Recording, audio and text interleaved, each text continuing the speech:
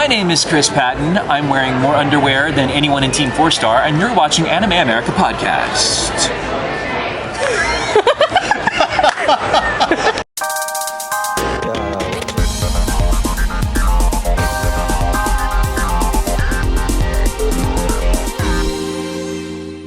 Hey there, Robin from Anime America here. I got him.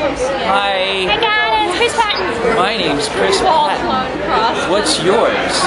I can't hear your response, so sorry about it. Oh, one of those old dating sim simulators. What's yours? That's typing. Right? Just don't play South Park Stick of Truth. It's a douchebag.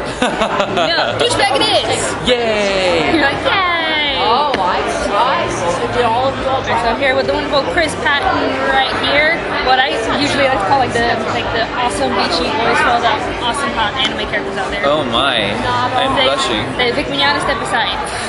Yeah. They because his like raspy voice, it's like you bring so much charm to your character. I'm the Thank voice you. of Like I'm saying- Gypsy Danger. That's what, you know what some guy told me today? It was the most interesting compliment I've gotten recently. He said, your voice always comes across so intelligently. I'm like, Dave Newell and Thank you. okay, And said I'm not a dummy. That's good. Gypsy Danger AI. So, that's good. I guess I only voice smart characters. Well, for the most part. For the most part. Yeah. We'll get right on that. Yeah. So I got a kid. So first question. Yes. How did you get into voice acting? Oh my. Are we actually looking at the lens or at the... The The lens. lens. Sorry about it. I'm not all that smart, so just deal with it. How did I get into voice acting? So since the age of 9, I was a professional stage actor. And I continued that. I got out of it during high school so I could go through my club kid phase, which I did. And follow the story right there. And then I got back into acting in college, and I decided I want to be a professional actor. That's going to be my thing. And then in my late 20s, I was working on a show with Chris Ayres, by the way. I'm sure you know Chris Ayres. He was directing me in a play. And a girl who was in the play with me named Jessica Calvello, who you probably know who that is as well. Well, she's a fairly well-known voice actress. She pulled me aside at one of the breaks and she said, this is in Houston, and she said, there's this company in town, and I think you'd be really good for their talent roster, and I think you should try it out. It's some nice extra money and it's fun. I'm like, well, what is it? She said, well, it's voiceover work. And I'm like, oh, okay. Right, yeah, I've always felt that would be something really fun to try. And she said, yeah, and now it's dubbing Japanese animation. I'm like, really? That's very interesting. I know very little. I had seen Akira and Speed Racer, basically. And, you know. The basics. Yeah, the basics and the gateway drugs. And she said, I think you should go audition for the next time they have an open call. And I was like, I'm well, so all right. glad. And so I did audition, and I thought I did okay. And in about 2 weeks, I got a call, and they called me in to do. I still remember my first role ever was in a show called Master of Musketon the Vampire, and I played Soldier B, and my line was a mummy, and that was my introduction into voice acting. And very soon after that, I landed my first episode character in Dirty Pair. And then I landed my first recurring character, which was Daily Wong in Bubblegum Crisis, which I always say that when your voice acting career starts playing a gay cop, you know you're going in the right direction. And then after that, that's not too long after that is when like Razafon happened and Fullmetal Panic and then the Pretear and Super Gals, and then we hit that big bubble in 2003-04 where there was a point in time when my mind boggles when I say this, but there was a point in 2004, I believe, when I was working on 17 shows at once, and I was the lead in about 9 of them.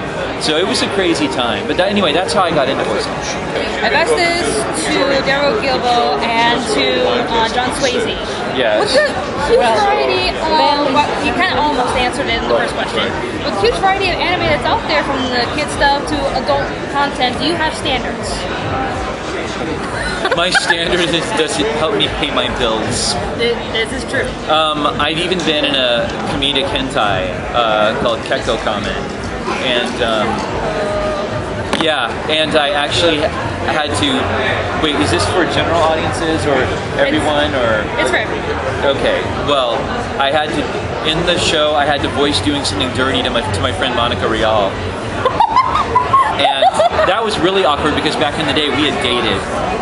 So yeah, that was before I was more into the dudes. Hey!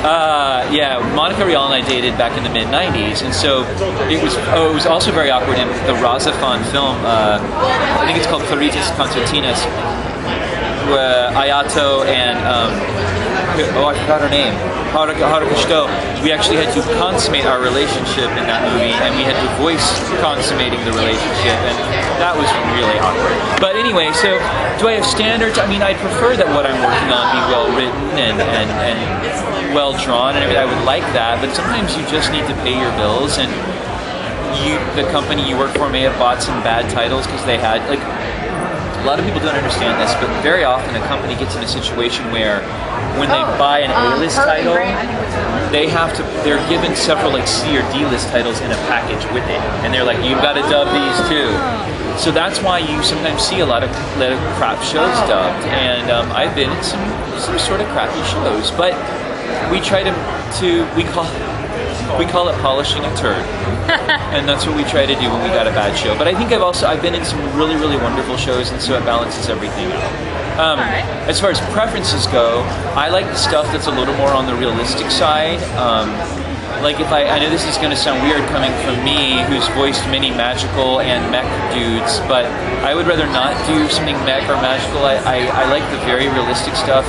One of my favorite roles and shows ever is a movie I did called Place Promised in Our Early Days, which actually is just about these two boys who are in love with the same girl, and she becomes very ill, and they try to fly her to this tower, and it's just cool.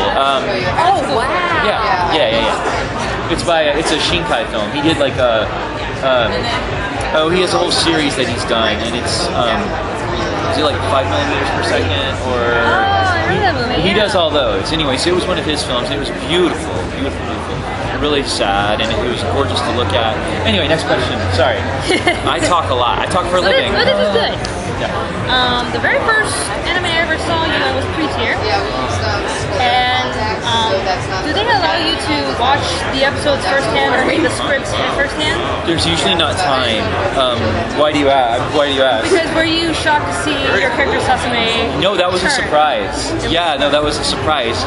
Like you see like this really sweet guy, and you're like, oh, he's this sweet sentimental one. All of a sudden, he just turned. Oh my god, I know. And what's funny is I watched it with my then girlfriend at the time. This girl this girl I was dating at the time when that show came out, and we were watching it. And she wasn't even into anime, but she was getting really into that show, and she was like, this is cool, I like this show. And then when my character turned evil, she was like, oh, he just got way hotter. And I'm like, I would be dating you. Alright, I get it. But yeah, it was a total surprise, and I still think that show holds up. I think it's a really good show. I like it. Now, the first impression you have when you heard the name Princess Tutu. What was your first impression? Well, when I found out I was being brought in to audition for a show called Princess Tutu, I thought, that sounds really stupid. But then when they read me for Fakir, I was like, I want this so bad. I want this role. And like, I would have been heartbroken had I not landed Fakir. Really? And oh my god. And I was so happy when I got it. We're happy you got it. Well, I've tried to tell, over the years, I've told so many couples, like, what happens in the autograph lines is couples come to me with that DVD, and inevitably, if it's a straight guy-girl couple, the girl's like, this is one of my favorite shows, and I keep trying to get him to watch it, to the boyfriend, and I say to the boyfriend, I'm like, dude, don't let the title fool you. This show is badass. It's really good. And hopefully, and I have talked to some dudes who are like dudes, and they're like, yeah, I have to admit, that's a pretty cool show. It's a stupid name, but it's a cool show. I'm like, yes, exactly. So, funny thing about that show, there was actually a period of time when during that 2003-2004 bubble, when there was an inundation of anime, where Best Buy would not carry anything on their shelves with the word princess in it that was anime. They felt they were saturated with princess. So I think we did Princess Tutu around 2005 though. So by the time it came around, we were worried that Best Buy wasn't going to carry it, but they had sort of lifted their ban on the word princess at that point. Yeah, so they carried it. But anyway, that's probably in my top 5 of shows I've done, I would say. Yeah. was thinking like for continuity, for Fullmetal Alchemist, that's what I was thinking about. Right. You voiced Greed, I did voice Greed. and just overall, like when you see Fullmetal Alchemist, were you expecting like just all of like everything? It's so hard to describe Fullmetal Alchemist. It's like you see like this boy and this robot, and you're like, well, this could be charming, and then all this drama and impact and all these All the characters. occult stuff and like wow. No, like I mean, I'll be very honest. I was very ignorant about Fullmetal Alchemist, and when Funny was dubbing it, none of it had been. I think by the time I was asked to audition for Greed, nothing had come out dubbed. I don't think, so I hadn't seen anything. I didn't know anything about it, and the way I got that role is really an interesting story. I had 2 sessions at Funimation one day, and I had like an hour break between 2 of them.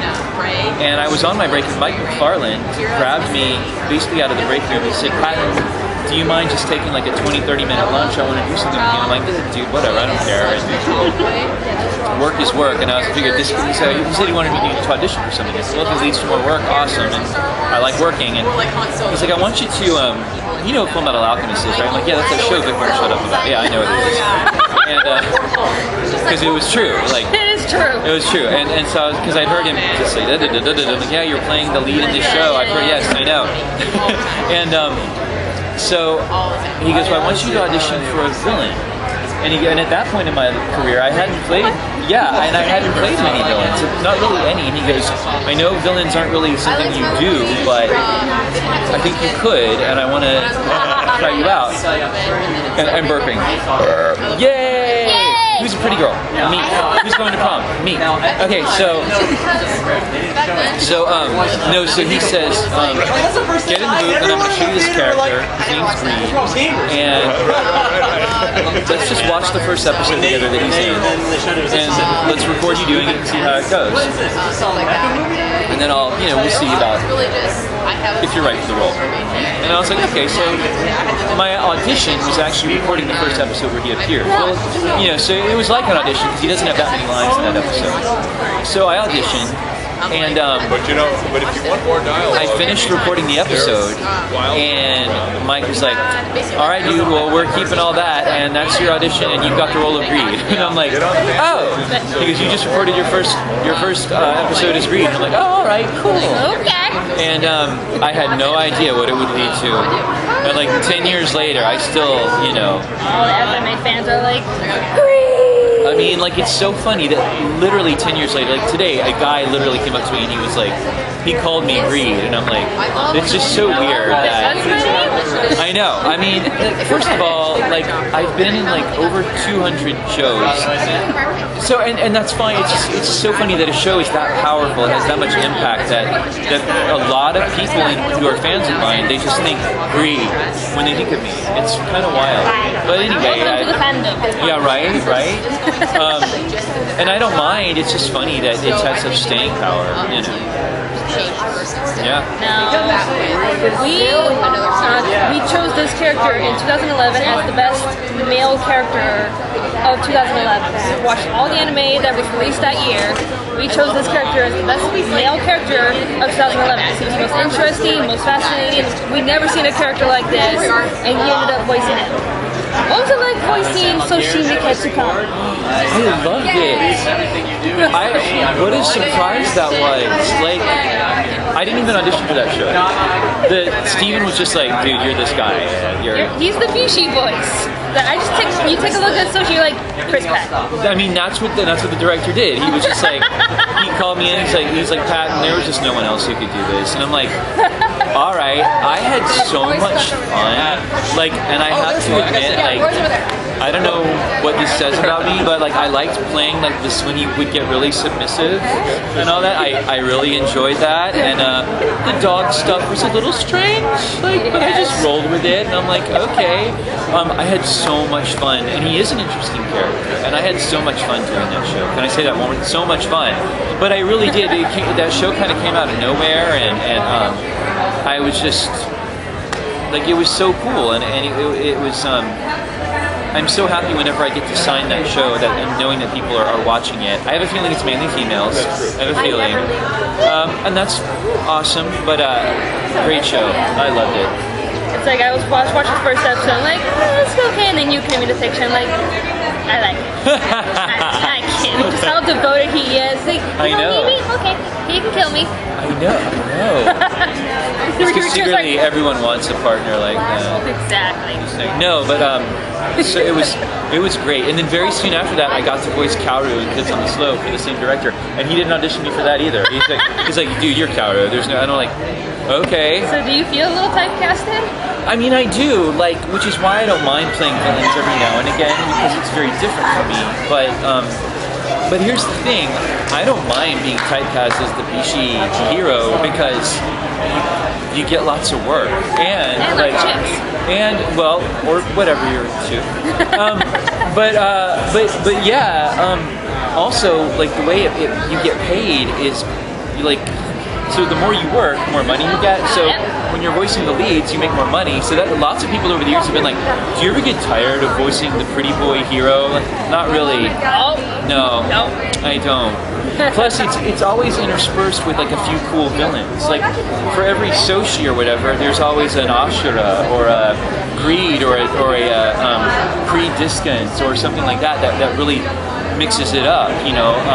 Or like in another that I just did last year, I played this sort of really cocky jock guy, which was not like me at all, but it was a challenge and it was different and he was still a big role, but definitely not like your typical like kind of slightly effeminate pretty boy. He was just this dude, and so that was cool. But no, I don't mind that.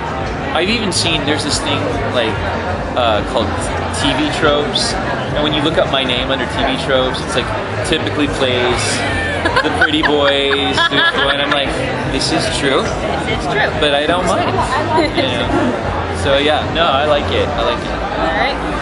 Out of all the characters you voiced, who would you want to spend the whole day with? I was about to say Iki from Air Gear, but he would exhaust me. Gosh. Probably Sasame. Yeah, because we could talk a lot, and if I was having problems with anything, he could counsel me. You know. Plus, I'm a voice actor, and he hosts a radio show, pretty similar. Very similar, yeah. So I think it would be Sasame. Alright, now, very important question. I asked this to all the voice actors. Okay. So you're gonna get it for the first time. Alright. If you were a dinosaur, which one would you be? Keep in mind, raptors are very popular. No, I wouldn't want to be a raptor. Yeah, everybody's a raptor. Is it the Diplodocus that's a Vegisaurus? I don't think I've heard of those. The Diplodocus, sure, yeah. They're the ones with they're huge. They have the giant necks that go. Actually, I think they changed the name for Brontosaurus to Diplodocus. Whatever that one is. The long neck. Whatever the long neck Vegisaurus is, that's my gig. The veggie, Bronta, and the long neck. Bronta, Diploda, whatever it's called. That's what I want to be. Just so you eat things all day. Alright, that was the last question. Well, thank you so much. Thank you. Anything you want to say to your fans out there? Keep it fresh and always wash behind your ears. I can take it down. This has been Robin from Anime America. Thanks for watching. Stay tuned. Bye. Well, thank you so much. Yes. For more updates on Anime America, just go to our Facebook page and like us. For more awesome videos dealing with everything in pop culture, just click on one of these videos here and subscribe to Pop Spectrum. You'll be glad you did. Thank you for watching and stay tuned to Anime America.